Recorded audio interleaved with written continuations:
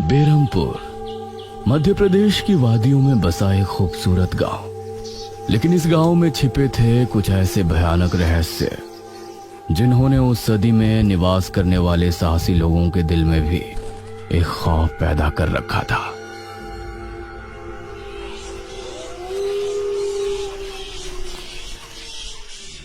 आज तो बहुत दिनों के बाद मित्रों से मिलना हो रहा है, बहुत आनंद आएगा। अरे मदन, कहाँ जा रहा है इस समय? पिताजी, मेरे मित्रों से इतने दिनों बाद मिलना हो रहा है। वो सुबह होने पर वापस नगर चले जाएंगे। अरे तुझे पता नहीं क्या, आज शनिवार की रात है। आज के दिन निशिर मोलो गांव में घूमते हैं। पिताजी, चाहे निशिर मोलो आए या नरकासुर, मुझे आज मेरे मित्रों से मिलने से कोई नहीं रोक सकता। ठीक है, लेकिन ध्यान रहे, जैसे ही तुमको उनके कदमों की आहट सुनाई दे और उनका वो मंत्र जिसको वो दोहराते हुए आगे बढ़ते हैं, तो उन्हें बिना देखे किसी ऐसी जगह छिप जाना जहां से ना वो तुमको देख सके ना तुम उनको। और जब तक उनकी आवाज आना बंद ना हो जाए, उनके सामने नहीं आना। वो 4 भयानक आदमी होते हैं जो अपने कंधों पर एक ताबूत को उठाए होते हैं, और अगर कोई उन्हें देख ले तो वो जिंदा नहीं बचता। मुझे पता है पिताजी, अब मैं चलता हूँ। यह कहकर मदन घर से निकल गया, लेकिन उसके पिता के चेहरे पर उसकी फिक्र साफ नजर आ रही थी। निशिर मोलो आ जाएंगे और साथ ले जाएंगे। ऐसा लगता है कि हमारे गांव के लोग अभी भी दूसरी सदी में जी रहे हैं। वो तेज तेज कदमों के साथ आगे बढ़ रहा था। कुछ देर बाद उसे जंगल की तरफ एक पगडंडी वाला रास्ता नजर आया। यहां से जाऊंगा तो जल्दी पहुंच जाऊंगा, यहीं से आगे बढ़ता हूं। बिना ज्यादा सोचे वो जंगल के अंदर बने उस पगडंडी वाले रास्ते पर आगे बढ़ गया।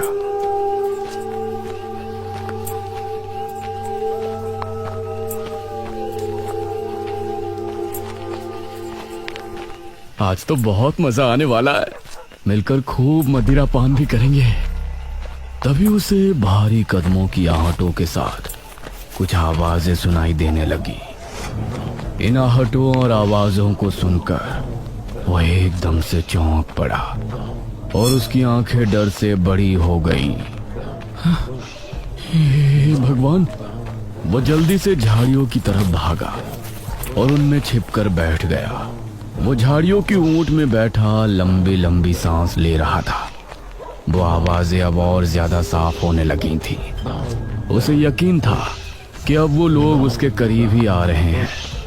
उसने धीरे धीरे छिपकर अपनी एक आंख से उनको देखा और वो हैरान रह गया।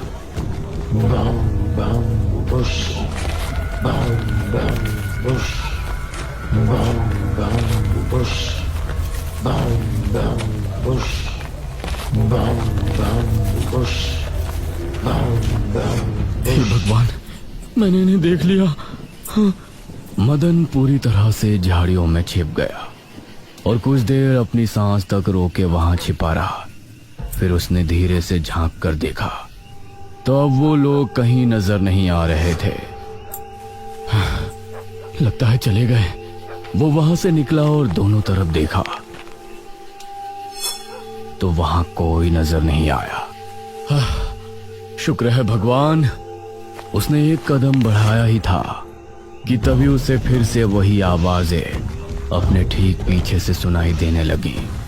उसने एक झटके से पलट कर देखा तो वो चारों ताबूत वाले शख्स ठीक उसके पीछे खड़े थे।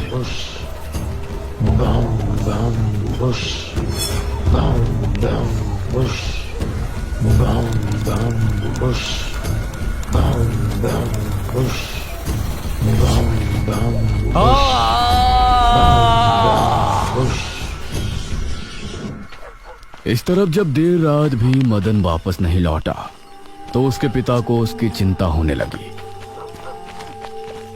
उसने गांव के एक आदमी विपुल को साथ लिया और जंगल की तरफ रवाना हुआ।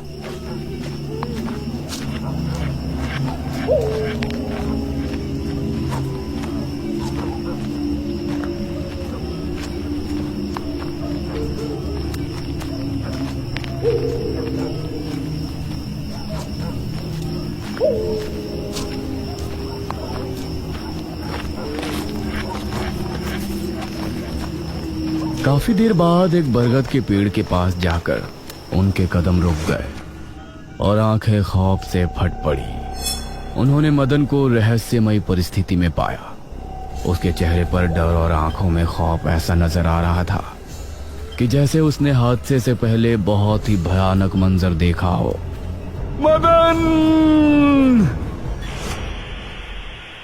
400 साल बाद अंधेरा जंगल, सुनसान रास्ता, चारों तरफ सिर्फ पेड़ पौधे और कोहरा। मेघना उनके बीच अकेली खड़ी थी। कोई है क्या? यहाँ कोई है? उसने कुछ कदम आगे बढ़ाए। उसके सवाल का कोई जवाब तो उसे नहीं मिला, लेकिन कुछ टपकने की टप टप की आवाज अब उसे बराबर आ रही थी। मैं यहाँ क्या कर रही हूँ? कौन लाया है मुझे यहाँ पर? वो खुद को वहां पाकर बहुत परेशान थी। तभी उसने देखा कि कोई चीज उड़ती हुई उसी की तरफ आ रही है। वो उसे हैरानी से देखने लगी। पास आने पर पता चला कि वो कोई विशालकाय भयानक पक्षी था। बचाओ! मेघना उससे बुरी तरह से डरकर भागने लगी और वो उसका पीछा कर रहा था। मेघना ने उसे पीछे पलटकर देखा तो वो उसको पकड़ने ही वाला था, लेकिन तभी मेघना एक पेड़ से टकराई। उसने देखा कि उस पेड़ से हरे रंग का पानी टपक कर नीचे गिर रहा था। मेघना उस हरे पानी को गौर से देख रही थी। तभी अरे ओ मेघना, उठ जा यार, कब तक सोएगी? मेघना आंखें मलते हुए नींद से जागी। उसने देखा कि सुबह के 9 बज चुके थे। ओह शिट, हम तो लेट हो गए। तूने मुझे उठाया क्यों नहीं? मेघना अपनी एक पार्टनर इशिता के साथ दिल्ली में रह रही थी, जहां वो एक लैब में काम किया करती थी। दोनों ने साथ नाश्ता किया और फिर तैयार होकर अपनी लैब के लिए निकल गई।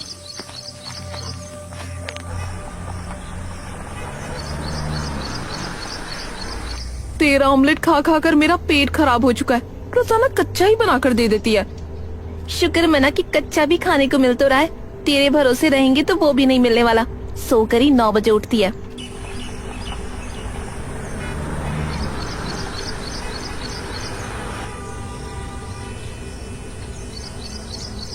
ये दोनों लैब में पहुंची और वहां जाते ही इशिता के पास प्रोफेसर जयदेव की कॉल आई। तुम दोनों ने इस बार बहुत समय ले लिया है। जो एंटीडोट बनाने का काम तुमको दिया था वो पूरा करोगे या नहीं? प्रोफेसर साहब, बस ये समझ लीजिए कि काम होने ही वाला है। आप हमें 3 दिन का समय और दीजिए। ये कहकर उसने कॉल काट दिया। तो इतने दिनों से प्रोफेसर को घुमा रही है, आखिर तो ये एंटीडोट तैयार करेगी कैसे? ये सुनकर इशिता ने एक किताब निकाली।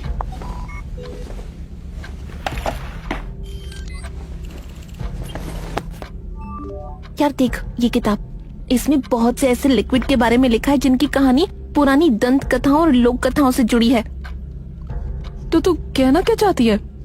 मुझे इस किताब में बहुत ही अनोखे लिक्विड के बारे में पता चला है, जिसे मृत्युंजय अमृत कहते हैं। हम उस लिक्विड का टेस्ट करेंगे और अगर वो हमारे काम का निकला तो उसे यूज भी कर सकते हैं। मृत्युंजय अमृत? देख, मैं तेरे साथ कहीं नहीं जाने वाली हूँ। ये सब बातें बकवास होती हैं। अरे देख तो सही, इस पेड़ से हर पूर्णमासी की रात ये हरा लिक्विड टपकता है।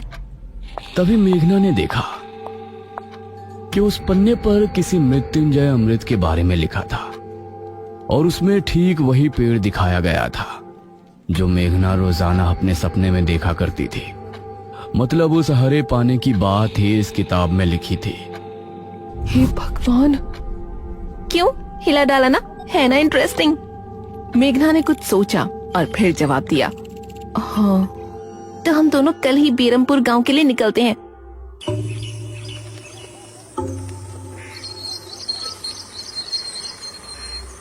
ये दोनों अगली सुबह ही बस से बेरमपुर के लिए निकल गई।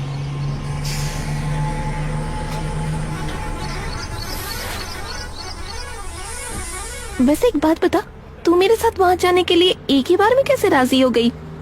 मेघना ने सच को छिपाते हुए कहा, ऐसी अनोखी चीज देखने के बाद भला कौन नहीं होगा जो इसको देखना नहीं चाहेगा? ओहो, ये हुई ना बात। मैंने तुझे पार्टनर बनाकर कोई गलती नहीं की।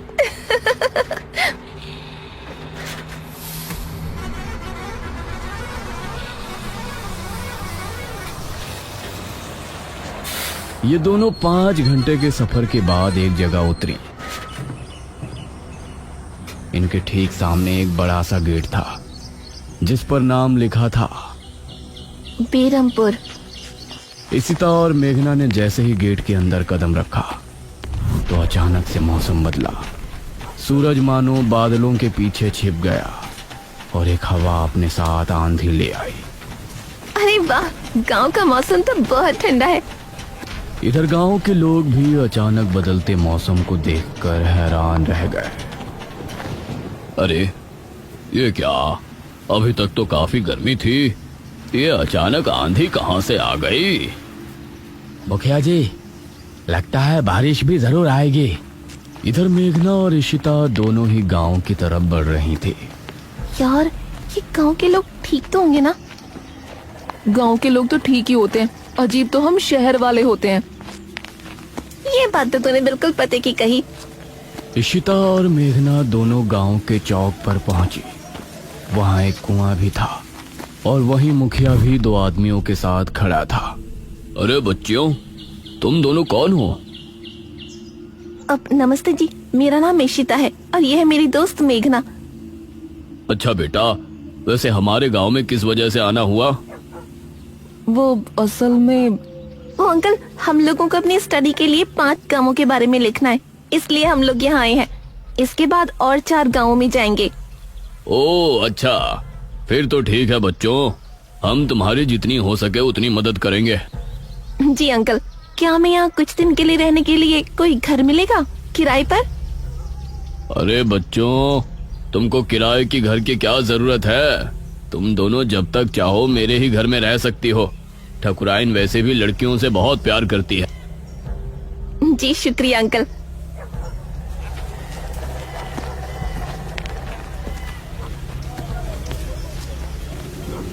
मुखिया इशिता और मेघना को अपने घर ले आया।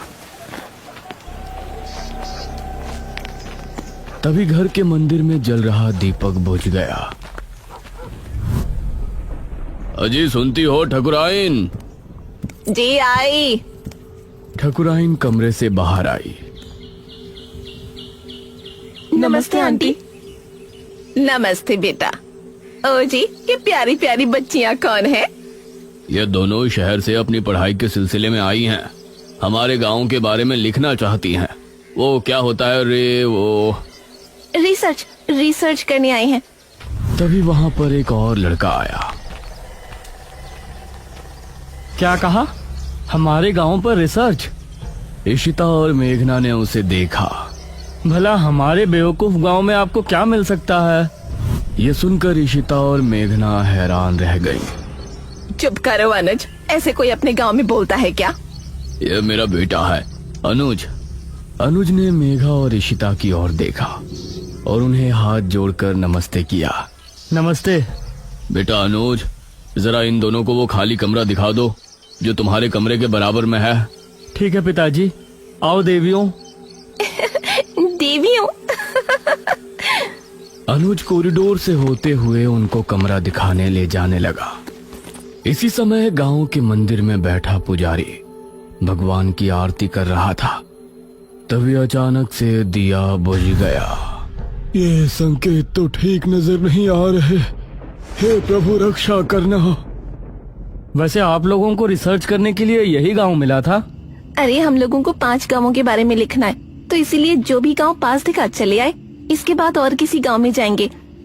अच्छा, वैसे यहाँ कुछ ऐसा है जो कि रहस्यमय या ऐतिहासिक हो? हाँ है ना, एक राजमहल। राजमहल यहाँ?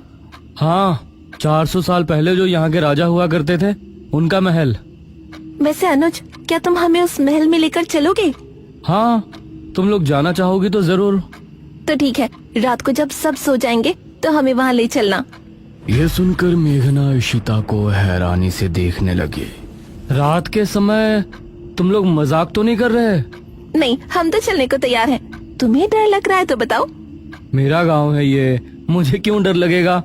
ठीक है, ले चलूंगा, लेकिन पिताजी को और माँ को पता नहीं चलना चाहिए। ग्रेट। तो बताओ किस टाइम आ रहे हो? 12 बजे तक पिताजी और माँ दोनों सो जाएंगे। मैं उसी समय तुम लोगों को ले आऊंगा। हाँ सही है। ये कहकर अनुज ने उन्हें कमरे में छोड़ा और वहाँ से चला गया।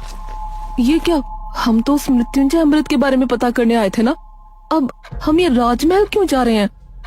अरे उसको सीधा पूछते तो उसे शक हो जाता ना। आज हम राजमहल चलते हैं और फिर कल उसे जंगल जाने को कहेंगे और वहाँ जाकर बातों ही बातों में उसे मृत्युंजय अमृत के बारे में पूछेंगे। ये सही है। इस तरफ गांव के लोग मौसम के बदलती ठंड से बहुत हैरान थे। पुजारी बार बार आसमान की तरफ देख रहा था, जहां उसे काला अंधेरा इधर उधर घूमता हुआ नजर आ रहा था। करीब 12 बजे जब मुखिया और उसकी पत्नी गहरी नींद में थे, तो अनुज कमरे से निकला। अरे लगता है आ गया। इशिता ने उठकर दरवाजा खोला। हाय अनुज। तुम लोग तैयार हो? हाँ चलो, हम तो रेडी हैं। तो चलो। अनुज इनको लेकर घर से निकला और इन्होंने 2 गलियां पार कर ली थी। उफ, तुम्हारे गांव में हवा इतनी ज्यादा चलती है क्या? रोज तो नहीं चलती, लेकिन शहर की 2 लड़कियों के साथ लगता है उनके शहर का प्रदूषण भी आंधी के रूप में साथ आ गया। कुछ देर चलने के बाद ये तीनों एक बड़े से राजमहल के सामने खड़े थे, जिसे देखकर मेघना को कुछ याद आने लगा। ऐसा लगता है कि इस राजमहल को मैंने पहले कहीं देखा है। ये है राजमहल, राजा सूरजभान का। वाकई में काफी आलीशान है। यह कहते हुए इशिता ने अपने कैमरे में उसकी एक फोटो ली। हमें खिड़की से अंदर जाना पड़ेगा, इसका दरवाजा सालों से जाम है। ये तीनों एक खिड़की के रास्ते राजमहल में पहुंचे और वहां की हर एक चीज मेघना को जानी पहचानी लग रही थी। इस तरफ गांव में आंधी का बहाव बढ़ने लगा था। सभी अपने अपने घरों में आराम से सो रहे थे।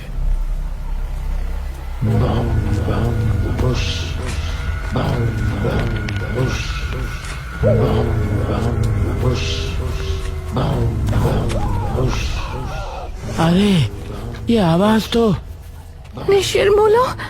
गांव के सभी लोगों के दिलों में खौफ उतर आया। उसी समय मुखिया के कमरे में गांव का पुजारी हड़बड़ाता हुआ पहुंचा। मुखिया जी उठिए। मुखिया चौंकता हुआ नींद से जागा। क्या हुआ पुजारी जी, इतनी रात में आप? गांव में निशीर मोलो की आवाज गूंज रही है, सब बहुत डरे हुए हैं। पुजारी जी, ये कैसे हो सकता है? निशीर मोलो यहाँ कैसे आ सकते हैं? वो तो कई सालों पहले सो गए थे। जरूर कुछ ऐसा हुआ है जिससे वो जाग उठे थे। हमारा मन बहुत विचलित हो रहा है। गांव के सभी लोग अपने अपने घरों में जाग चुके थे और डरे बैठे थे। यह आवाज सभी के दिलों में खौफ पैदा कर रही थी। मेघना, इशिता और अनुज तीनों इस बात से बेखबर राजमहल में घूम रहे थे। ये कैसी आवाज है? हाँ, मैंने भी सुनी। ऐसा लग रहा था कि कोई सिपाही भारी जूतों के साथ गलियारे में चहलकदमी कर रहा है, लेकिन दूर दूर तक कोई नजर नहीं आ रहा था। उसी समय गांव के 2 आदमी, संपत और कप्ता, जंगल की सरहद पर बैठे हुए जुआ खेल रहे थे। अरे संपत यार, चल घर चलते हैं, अब बहुत समय हो गया। ओहो, अब तू हार रहा है तो घर चलते हैं। अरे चुपचाप पूरी बाजी खेल, इससे पहले तो मैं तुझे जाने नहीं दूंगा। हाँ। ये सुनकर कप्ता फिर से उसके साथ पत्ते बांटने लगा। उन दोनों को यह आवाज सुनाई दी। तेज आंधी की हवाओं में उनकी आंखें बहुत मुश्किल से खुल रही थी। उन दोनों ने देखा कि सामने से 4 आदमी अपने कंधों पर एक ताबूत उठाए मंत्र पढ़ते हुए चले आ रहे हैं। संपत और कप्ता इससे पहले कुछ करते, वो चारों आकर उनके सामने रुक गए। हवा का रुख थोड़ा कम हुआ। वो चारों अपनी लाल चमकती आंखों से संपत और कप्ता को घूर रहे थे। इधर इशिता, मेघना और अनुज को एक दरवाजा खुलने की तेज आवाज सुनाई दी और वो चौंक पड़े। न जाने उस दरवाजे से कौन निकला, जिसको देखकर ये तीनों चौंक पड़े। वहीं संपत और कप्ता के सामने खड़े वो चारों शख्स जो कि निशूर मोलो थे। उनके कंधों पर रखा ताबूत खुल गया और उसके खुलते ही संपत और कप्ता की चीख पूरे गांव के लोगों ने सुनी, जिसे सुनकर सभी गांव के लोग डर गए। ये किसकी चीख थी जी? निशिर मोलो, ये चीख किसी अनहोनी की संकेत थी। निशिर मोलो आखिर कौन है? क्या है मृत्युंजय अमृत? और क्या संबंध है मेघना का इन सब से? इन सभी सवालों के जवाब जानने के लिए हमारे साथ जुड़े रहिए इस कहानी के अगले भाग में भी।